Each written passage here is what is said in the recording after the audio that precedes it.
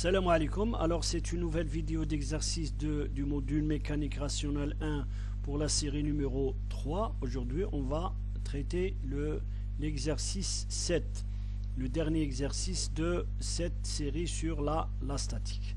Alors on vous dit une échelle de longueur de L, voilà AB, est appuyée en A contre un mur vertical rugueux et repose en B sur un sol rugueux. Son inclinaison par rapport au sol est de 60 degrés. Voilà. Un nombre de poids P monte sur l'échelle. Trouvez le coefficient de frottement en B tout en négligeant le poids de l'échelle et en supposant que l'homme se trouve au milieu de l'échelle, c'est-à-dire AC égale à CB. On donne alpha égale à 60 degrés et le coefficient de frottement statique du sol, du mur plutôt, égale à 0,16. Voilà.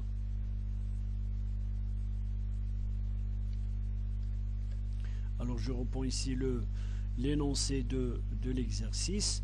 Alors avant de commencer la résolution, il est utile de vous rappeler que selon la loi de Coulomb empirique, les forces de frottement au point A et B s'écrivent comme FA, c'est-à-dire la force FA qui empêche l'échelle de tomber, voilà, égale à un coefficient de frottement qu'on appelle FA fois NA. Alors NA c'est quoi? C'est la réaction qu'applique le mur sur l'échelle au point A et qui est verticale à l'axe OY, c'est-à-dire elle est dans ce sens-là. Voilà. Et voilà, comme vous pouvez voir ici, NA c'est une force verticale à l'axe OY. Voilà. FA c'est une force de frottement qui, normalement, elle empêche l'échelle de tomber. Voilà. Alors, et en B, de même, on a FB, c'est une force, voilà, FB, qui peut être dans ce sens-là, comme elle peut être dans ce sens-là. Voilà, j'ai choisi la force dans ce sens. C'est un choix avec le module de FB égale à un coefficient de frottement du sol, voilà, statique, fois la force de réaction normale, voilà, N qui est normal à l'axe OX. Voilà. Maintenant, la résultante, puisque le système est à l'équilibre, alors la somme des forces qui s'applique sur le système et la somme est nulle. Alors vous avez le R égale à, c'est-à-dire la résultante des forces, P, c'est le poids de l'homme qui est sur le point C, plus FA, plus NA, plus FB, plus NB. Bien sûr, on vient de définir c'est quoi FA, c'est quoi FB, les N et les NA et les NB. Égale à, bien sûr, égale à 0. Alors la projection suivant l'axe OX donne, voilà, la projection suivant l'axe OX égale à NA fois moins FB.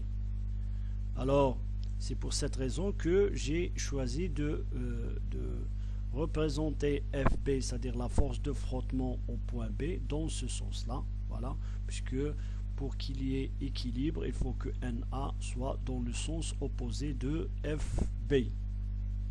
Voilà, NA égale à FB, avec bien sûr le même module. C'est l'équation 1. La projection suivant l'axe OY, eh bien, vous avez FA, vous avez moins P et vous avez le NB, c'est-à-dire la réaction, voilà, suivant Y au point B.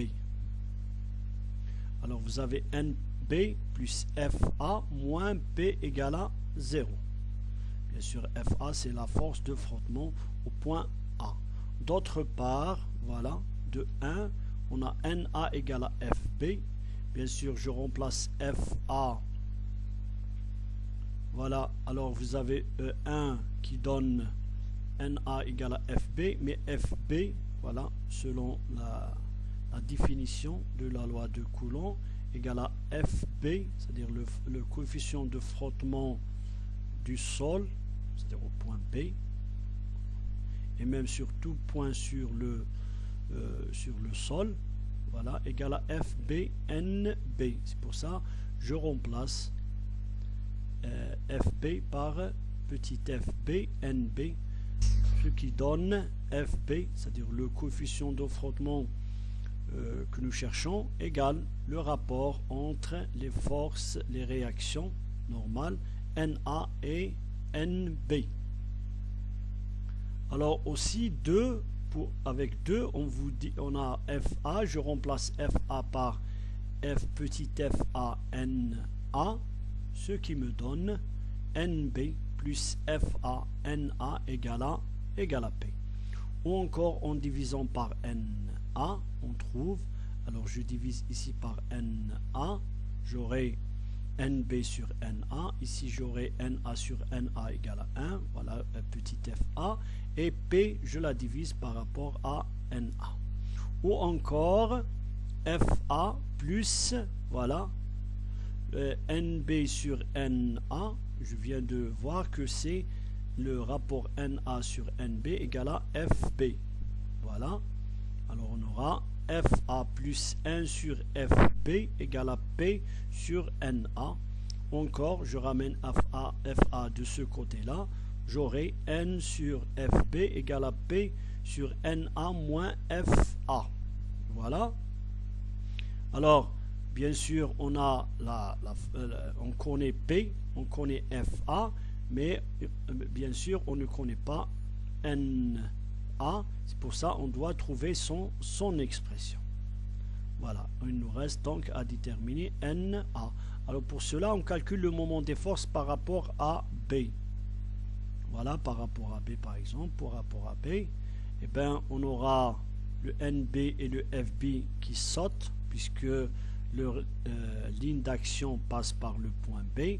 Il nous reste à déterminer le moment par rapport à B de la force P, du moment de la force NA par rapport à B, et de FA, le moment de FA par rapport à AB.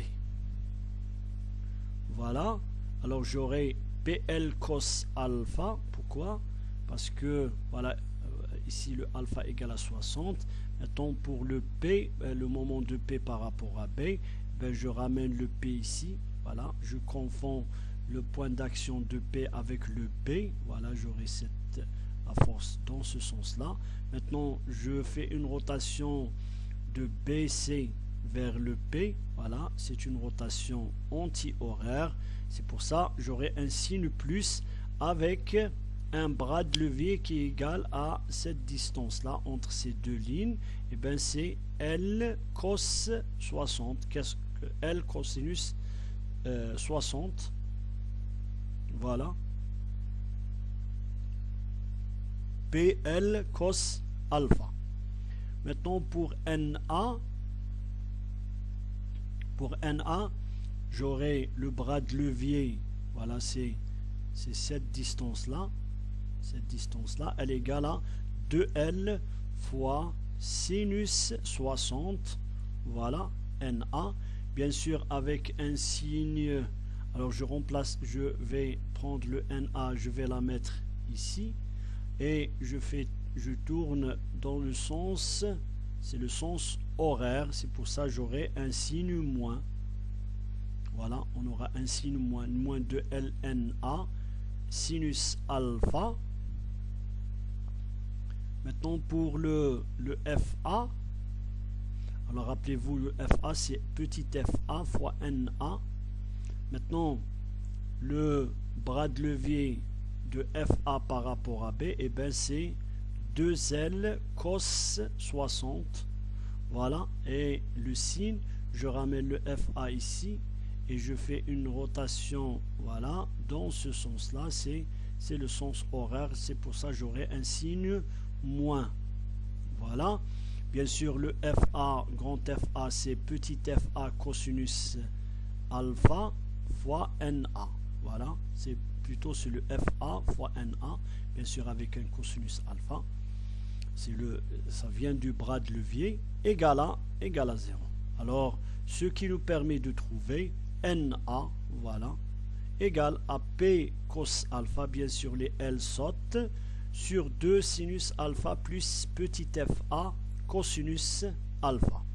Maintenant, P, puisque nous avons besoin de P sur NA, et bien P sur NA, voilà, je divise P sur NA, j'aurai 2pi sinus alpha plus fa cosinus alpha, voilà, divisé par P cos alpha, voilà, et en fin de compte on aura le P qui saute, on aura 2 sinus alpha plus fa cosinus alpha sur cos alpha.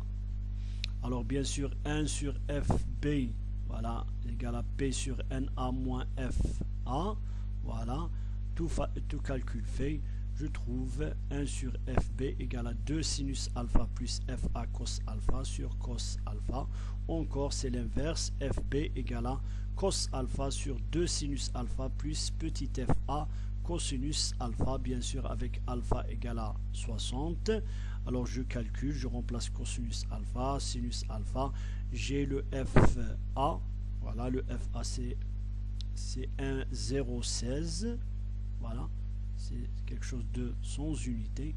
En fin de compte, je trouve le coefficient de frottement statique pour le sol qui est égal à 0,28. Merci.